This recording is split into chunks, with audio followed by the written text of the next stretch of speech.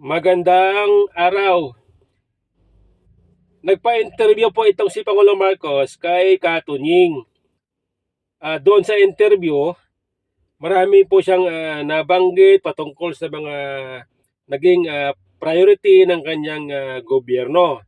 Una, sabi niya, inuna daw nila ito mga malalaking proyekto, yung mga irrigation canal, namigay ng mga equipment para sa mga magsasaka.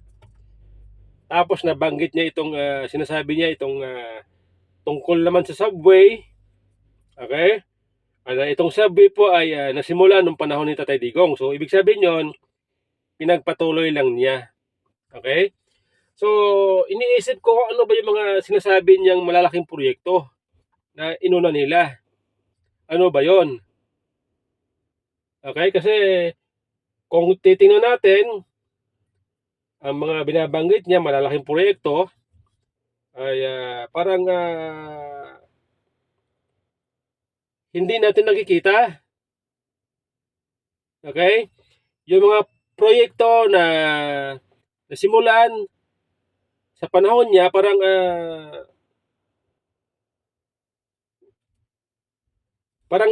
wala akong nakikita. Marami mga malalaking proyekto ay yung mga proyekto na sinimulan nung panahon ni Tatay Digong. Okay? O yung sinasabi niya na mga irrigation canal. Okay? Yung ano nga, yung flood control projects, hindi niya nabanggit. Siguro baka ayaw niya mapahiya, no? Kasi pumalpak siya doon eh. Dahil pinagmalaki niya sa zona yon, pero pumalpak. Kaya siguro ayaw na banggitin doon sa interview ni Katunying. Okay? And then, isa po sa mga napukaw sa aking atensyon, yung tanong ni Katunying sa kanya na willing ba daw ba siya makipag-reconcile, makipag-ayos sa mga Duterte. At ang sabi ni PBBM, woo! Okay?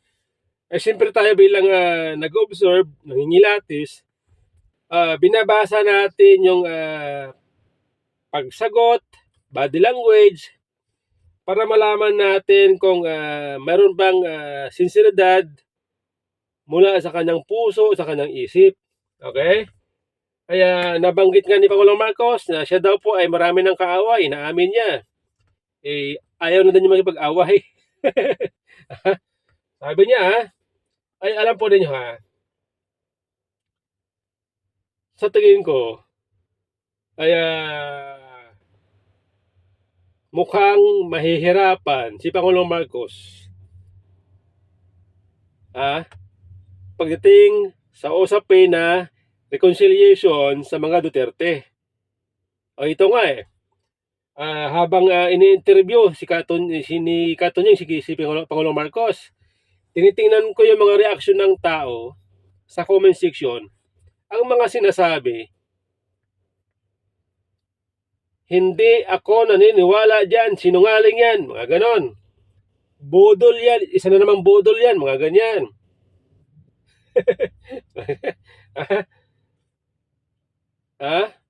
Maraming sinasabi sa comment section doon sa interview ni Katunying na mga negative.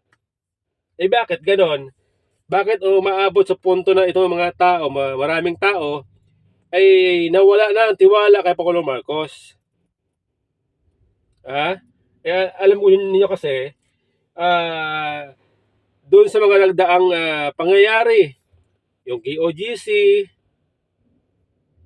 itong pagkasira ng Unity Team, yung mga pangako ni Pangulong Marcos, itong katatapos lamang itong pagdampot kay dating Pangulong Duterte at dinala sa dahig. So, isa yun sa mga pinagbasihan ng mga tao dahil iba ang sinasabi ni Pangulong Marcos, iba naman ang kanyang ginagawa. Like for example, ito, KOGC. Nung kasagsagan po ng sigalot, ng gulo doon sa KOGC compound, Sabi ni Pangulong Marcos, wala daw po ni isang pulis ang pumasok sa QOGC na may baril.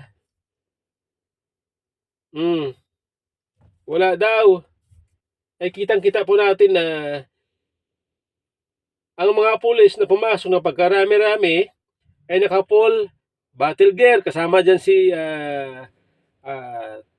Nicolas Torre. Doon pa lang po, sira na si Pangulong Marcos kasi lantaran ng pagsisinungaling eh. Okay? O yung mga pangako niya. Nung campaign season. Okay? Tapos itong ICC. Sinasabi niya nung una, hindi daw papayagan ng gobyerno niya ang ICC na makialam sa bansa patungkol kay dating Pangulong Duterte. Ano nangyari? Ano nangyari? Di ba? Kaya hindi po natin masisisi ang mga tao kung bakit ayaw na maniwala kay Pangulong Marcos.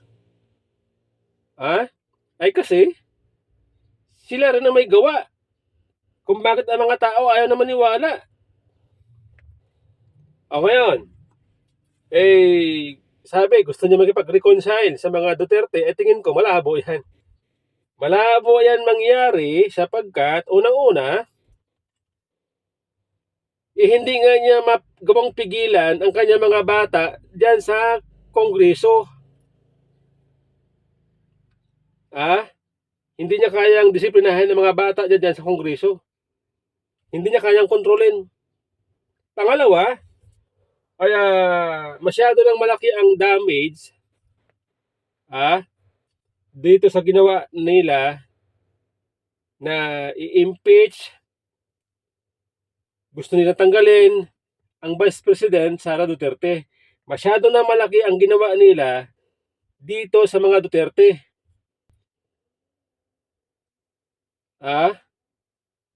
Dito sa mga nangyayari. Ngayon, kaya nga sabi ko kung talagang seryoso si Pangulong Marcos na gusto niya makipag-reconcile, ayaw niya na ng away, ayaw niya na ng gulo sa politika, pauwiin niya. Pauwiin niya, kunin niya, bawiin niya si Tatay Digong sa ICC. Pauwiin niya. Yun ang pinaka-the best na magandang gawin ni PBBM para mapatunayan niya sa mga tao na walang tiwala sa kanya na siya ay sincero sa kanyang sinasabi na pakikipag-reconcile. Yun po yun. Yun ang pinakamagandang gawin ni PBBM. Pauwiin niya. Okay? Alam po kasi ninyo ang hirap naman, no? Kasi pinag-aaralan natin kung paano ba ayusin, gawin ang sinasabing pakipag-reconcile. Ano ba ang gusto ng gobyerno para masabi niya na ayaw niya na may kaaway. Okay? Unang-una, ito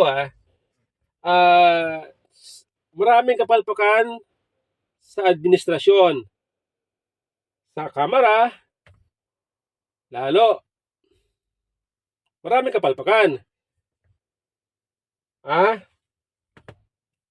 Ngayon, sa mga kapalpakan na yan, hindi po natin pwedeng pigilan ang mga tao magsalita, punahin ang gobyerno sa mga kapalpakan. Ang problema dito ngayon, pag nagsalita ang mga tao,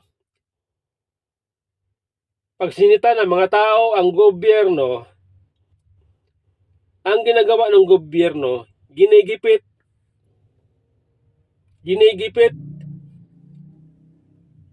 Ngayon, ano ba ang ibig sabihin ng pakikipag-ayos kay Pangulong Marcos? Dapat ba pagka may kapalpakan sa gobyerno, dapat ba ang tao ay manahimik?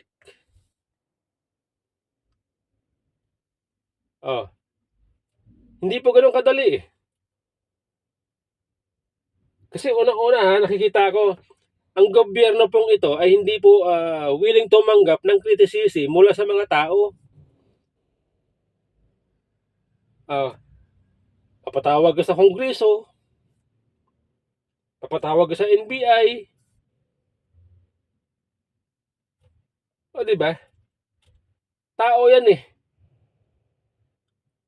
Hindi naman pwede na pag merong mali po sa gobyerno, merong kapalpakan, lalo sa corruption, ay hindi po pwede na ang tao ay manahimik. O, di ba? O ngayon, paano ngayon yan i-absorb ng gobyerno ang criticism ng mga tao sa gobyerno? Ah, di ba? Kasi kung ang mga tao po ay hindi magsalita sa corruption, abay, mamimihasa sila. Nagpapatuloy lang sila sa kanilang ginagawang mali. Ngayon, diyan sa pagsasalita ng mga tao laban sa gobyerno, sa pagsita ng mga tao sa gobyerno, sa mali ng gobyerno, ang ganti ng gobyerno, gigipitin ka. O, di ba? At pag ginipit, ito na. O, di ba? Tawag dyan, mga balat sibuyas. Mga balat sibuyas. ah, ito yung pagkakaiba eh. Nung panahon ni PRRD, matindi rin po noon ang banat ng mga kritiko, lalo yung mga dilaw. Matindi po yung mga banat noon ng mga kritiko. Dinimanda pa nga noon ni Trillanes si dating Pangulong Duterte.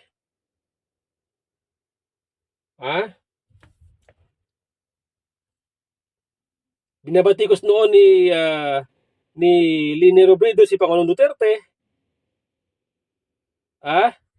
At ang response noon ng Kongreso, ng mga congressman, mga mamabatas, gusto nilang i-impeach si Lini Robredo, pero sabi ni Pangulong Duterte, wag. Demokrasya tayo. Binuto yan ng tao. Ibig sabihin noon, ayaw ni Pangulong Duterte na magkagulo, ayaw ni Pangulong Duterte magkahati-hati ang taong bayan. Alam ni Pangulong Duterte na apektado ang taong bayan pag nangyari yung mga impeachment na yan. Kaya kahit siya po ay binabatikos, nagiging peacemaker pa siya. Sabi, wag. Wag nyo i-impeach si Lini, hayaan nyo yan. Ganun dapat eh. Kung totoo na ito si Pangulong Marcos ayaw ng may kaaway. O, di ba? Ganun dapat. O, sabi nga niya, ayaw din niya ng impeachment. Pero bakit yung kanya mga bata sa Kongreso, in-impeach si VP Sara? So, ibig sabihin yan, kung hindi siya in-hotel dahil hindi niya makontrol, or gusto niya rin. Para kunyari lang na siya po ay hindi nakikialam, kunyari sinasabi niya, hindi, ayaw ko ng impeachment. Dalawa lang yon. Kung hindi siya ay nagsisinungaling, nagkukunwari, or hindi niya makontrol ang kanyang mga bata sa Kongreso. Dalawa lang yon. Kung hindi siya in-hotel, nagpapanggap. Doon lang po yun umiikot sa dalawang katanungan. Doon lang. Di ba? Ganun lang po yan eh. Kaya sa tingin ko, itong sinasabi ni Pangulong Marcos na reconciliation, wala yan. Wala yan.